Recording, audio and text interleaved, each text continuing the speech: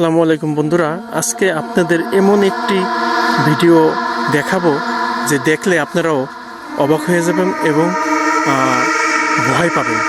আমিও অনেকটা ভয় পাচ্ছি। ভিডিওটা হচ্ছে ভূতের ভিডিওর জন্য বানানোর জন্য যাচ্ছি। এই জঙ্গলে ভূত আছে এটা শুনে। তো চলুন সামনে এগিয়ে যাই। ভিডিওটি যেখানে বানাবো সেখানে এখনও পৌঁছাতে পারিনি।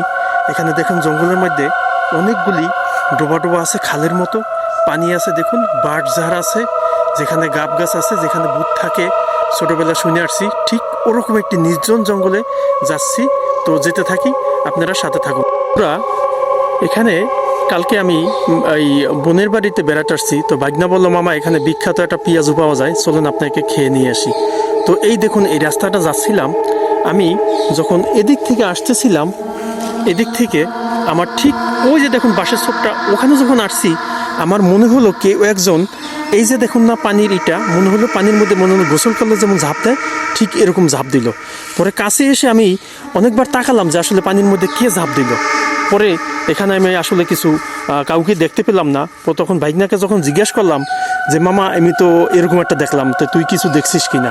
ও বললো মামা হাঁটেন। হ্যাঁ, আমি কই কেন রে? ও বললো যে না মামা এখানে একটু সমস্যা আছে, এখানে হলো এরকম ভূতের কিছু আনাগোনা দেখা যায়। তখন আমার কাছে খুব কৌতূহল লাগলো যে আসলে কি, তাহলে জানতে চেষ্টা করতেছি।